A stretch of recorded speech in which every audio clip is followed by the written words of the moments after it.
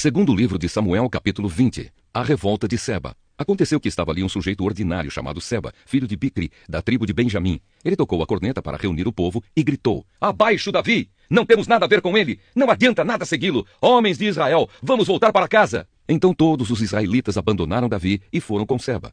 Mas os homens de Judá ficaram fiéis a Davi e o seguiram desde o rio Jordão até a cidade de Jerusalém. Davi foi para o seu palácio em Jerusalém e colocou numa casa guardada por soldados as 10 concubinas que havia deixado tomando conta do palácio. Ele lhes deu tudo o que precisavam, porém não teve relações com elas, e elas foram obrigadas a ficar dentro de casa o resto da vida, vivendo como viúvas. O rei disse a Amasa: "Convoque todos os homens de Judá e esteja aqui de volta com eles depois de amanhã." Amasa saiu para convocar os homens, porém não voltou no dia que o rei havia marcado. Então Davi disse a Abissai: "Seba vai nos dar mais trabalho do que a Absalão. Pegue os meus homens e vá atrás dele, senão ele poderá tomar algumas cidades cercadas de muralhas e escapar de nós." Então os homens de Joabe, os queretitas e os peletitas e os soldados mais valentes seguiram Abissai. Eles saíram de Jerusalém para perseguir Seba. Quando chegaram à Pedra Grande, na cidade de Gibeão, Amasa encontrou-se com eles. Joabe estava vestido com roupa de guerra e tinha uma espada na bainha que levava pendurada no cinto. Quando ele avançou, a espada caiu. Então Joabe disse a Amasa: "Como vai, meu amigo?" E pegou na barba de Amasa com a mão direita para beijá-lo.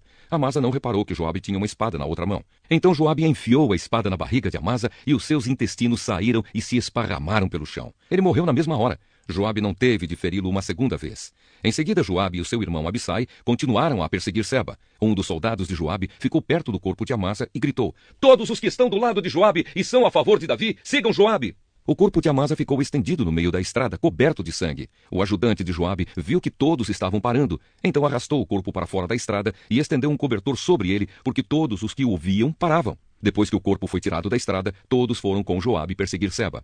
Seba atravessou as terras de todas as tribos de Israel e foi parar na cidade de Abel-Bet-Maacá. Todas as pessoas do grupo de famílias de Bicri se reuniram e foram com ele para dentro da cidade. Os soldados de Joabe chegaram e cercaram a cidade. Eles construíram rampas de terra encostadas nas muralhas e também começaram a cavar debaixo da muralha para fazê-la cair. Havia na cidade uma mulher muito esperta. Ela gritou do muro: "Escutem, escutem! Digam a Joabe para vir aqui, que eu quero falar com ele." Joabe foi e ela perguntou: "Você é Joabe?" "Sim, sou", respondeu ele. "Escute, senhor", disse ela. "Estou escutando", respondeu ele. Então ela disse: "Antigamente costumavam dizer: vão e peçam conselhos na cidade de Abel. E era assim que resolviam os problemas. A nossa cidade é grande e uma das mais pacíficas e leais de Israel. Por que você está tentando destruí-la? Você quer arrasar o que pertence a Deus, o Senhor?" "Nunca", respondeu Joabe. "Eu nunca destruirei nem arrasarei a sua cidade. O nosso plano não é esse. Um homem da região montanhosa de Efraim, chamado Seba, filho de Bicri, começou uma revolta contra Davi, o nosso rei. Entreguem só esse homem e eu irei embora. Nós jogaremos a cabeça dele por cima da muralha para você", disse ela. Aí ela foi dar o seu conselho ao povo da cidade, e eles cortaram a cabeça de Seba e a jogaram por cima do muro para Joabe. Ele tocou a corneta, reuniu os homens e todos deixaram a cidade e voltaram para casa. E Joabe voltou para perto do rei Davi, em Jerusalém. Os oficiais de Davi. Joabe era o comandante do exército de Israel. Benaías, filho de Joiada, era o chefe dos queretitas e dos peletitas. Adonirão era responsável pelos homens condenados a trabalhos forçados. Josafá, filho de Ailude, era o conselheiro do rei. Seva era o escrivão. Zadok e Abiatar eram os sacerdotes. Ira, da cidade de Jair, também era um dos sacerdotes de Davi. Segunda carta aos Coríntios, capítulo 13. Últimos conselhos e saudações. Esta já é a terceira vez que vou visitá-los. Como dizem as Escrituras Sagradas, qualquer acusação precisa ser confirmada pela palavra de pelo menos 2 testemunhas. Quero dizer uma coisa a vocês que pecaram no passado e a todos os outros. Durante a minha segunda visita, eu já tinha dito isto e agora que estou longe, repito. Na próxima vez que eu for, não vou ter pena de ninguém. Então vocês terão todas as provas que quiserem de que Cristo fala por meio de mim. Quando trata com vocês, Cristo não é fraco, pelo contrário, mostra o seu poder entre vocês. Porque embora tenha sido crucificado em estado de fraqueza, Cristo vive pelo poder de Deus. Assim nós também, unidos com Ele, somos fracos. Porém, em nossa convivência com vocês, estaremos ligados com o Cristo vivo e teremos o poder de Deus para agir. Examinem-se para descobrir se vocês estão firmes na fé. Com certeza vocês sabem que Jesus Cristo está unido com vocês, a não ser que vocês tenham falhado completamente. E espero que vocês saibam que nós não temos falhado. Oramos a Deus pedindo que vocês não façam nada que seja mal. Não para mostrar que nós somos um sucesso, mas para que vocês façam o que é certo. E não importa que fique parecendo que nós falhamos, pois nós não podemos fazer nada contra a verdade, mas somente a favor da verdade. Por isso ficamos alegres quando estamos fracos, contanto que vocês estejam fortes. E também oramos para que vocês se tornem mais fortes na fé.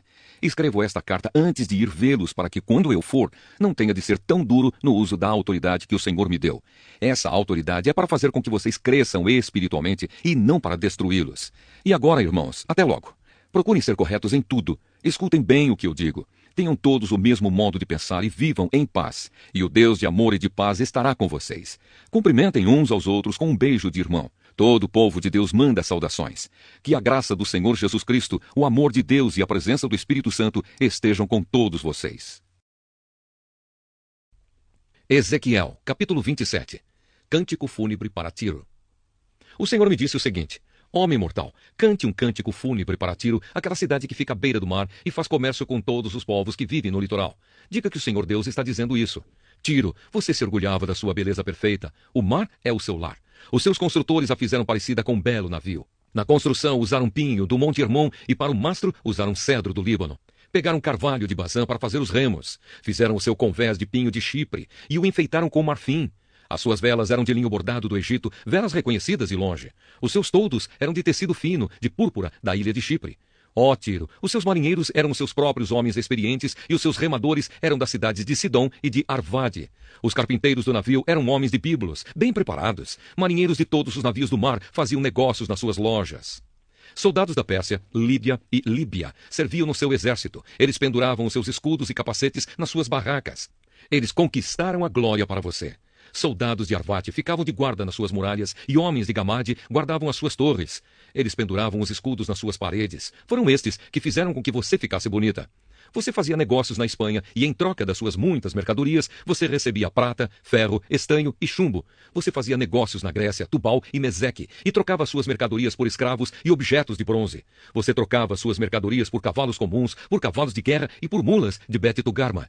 A gente de Rhodes negociava com você. Em troca dos seus artigos, moradores de muitas terras do litoral davam a você marfim e madeira de ébano. O povo da Síria comprava os seus muitos produtos e as suas mercadorias. Em troca das suas mercadorias, eles davam esmeraldas, tecidos de púrpura, bordados, linho fino, corais e rubis. Judá e Israel pagavam as suas mercadorias com trigo de Minite, mel, azeite e especiarias. Damasco negociava com você e, em troca dos seus muitos produtos, dava vinho de Elbom e lã de Saar. De Uzal traziam para você vinho, ferro trabalhado e especiarias que trocavam pelos seus artigos. Em troca dos seus produtos, o povo de Dedã oferecia mantas para cavalo. Os árabes e as autoridades de Quedar pagavam as suas mercadorias com carneirinhos, carneiros e bodes. Em troca das suas mercadorias, os negociantes de Sabá e Rabá davam as suas finas especiarias, pedras preciosas e ouro. As cidades de Arã, Cane e Éden, os comerciantes de Sabá, as cidades de Assur e Quilmade, todos faziam negócios com você. Eles lhe vendiam roupas de luxo, tecidos de púrpura, bordados, tapetes de várias cores e cordas e cordões bem trançados. As suas mercadorias eram levadas em grupos de grandes navios cargueiros. Tiro, você parecia um navio no mar, carregado com carga pesada. Quando seus remadores levaram você para o mar alto, o vento leste a fez afundar longe de terra. Toda a riqueza da sua mercadoria, todos os marinheiros da tripulação, os carpinteiros do navio e os seus comerciantes, cada soldado que estava no navio, todos se perderam no mar quando o navio afundou. Os gritos dos marinheiros que se afogavam foram ouvidos até na praia. Todos os navios estão agora abandonados e todos os marinheiros foram para a terra firme. Todos eles choram amargamente por você, jogando pó na cabeça e rolando nas cinzas em sinal de tristeza. Por sua causa, eles rapam a cabeça e vestem roupa feita de pano grosseiro, chorando com o coração amargurado. Eles cantam para você esta canção triste. Quem pode se comparar com Tiro, que agora está em silêncio no meio do mar? Quando as suas mercadorias eram carregadas através dos mares, você satisfazia muitas nações. Com a riqueza dos seus bens, você enriqueceu os reis da terra. Agora, você está no fundo do mar, está afundada nas profundezas do oceano. Os seus bens e todos aqueles que trabalhavam para você desapareceram junto com você no mar. Todos os moradores do litoral estão apavorados com o que lhe aconteceu. Até os reis estão apavorados e o medo está escrito na cara deles. Você se acabou para sempre e os comerciantes no mundo inteiro estão apavorados com medo que aconteça com eles o mesmo que aconteceu com você. Salmo 75. Deus, o juiz justo. Salmo de Asaf, canção, ao regente do coro com a melodia de Não destruas. Nós te damos graças, ó Deus, nós te damos graças. Anunciamos a tua grandeza e contamos as coisas maravilhosas que tens feito. Deus diz: eu marquei um tempo certo para o julgamento e julgarei com justiça. Ainda que a terra trema e todos os seus moradores estremeçam, eu manterei firmes as suas bases. Digo aos maus que não contêm grandezas, que não sejam orgulhosos. Digo que parem de se gabar do seu poder e de falar com arrogância. Pois o julgamento não vem do leste, nem do oeste, nem do norte, nem do sul. É Deus quem julga. É Ele quem declara que uns são culpados e que outros são inocentes. O Senhor Deus tem na sua mão uma taça cheia de vinho forte da sua ira. Ele serve o vinho e todos os maus o bebem. Bebem até a última gota. Porém, eu sempre falarei a respeito do Deus de Jacó e lhe cantarei louvores. Ele quebrará o poder dos maus, mas o poder dos que obedecem a Deus crescerá. Salmo 76. O Deus vencedor. Salmo de Asaf, canção, ao regente do coro para instrumentos de cordas. Deus é bem conhecido em Judá. O seu nome é famoso em Israel. A sua casa está em Jerusalém. Ele mora no Monte Sião.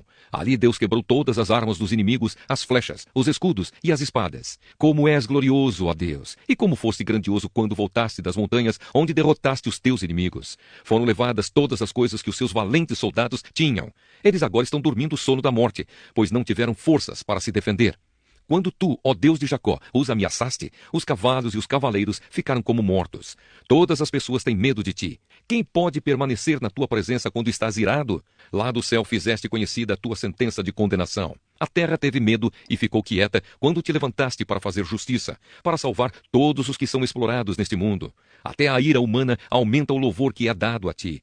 E aqueles que não morreram nas guerras vão comemorar as tuas festas. Deem ao Senhor nosso Deus o que vocês prometeram, que todas as nações vizinhas venham e tragam ofertas para Deus, aquele que deve ser temido. Deus humilha os governantes orgulhosos, ele enche de medo os reis da terra.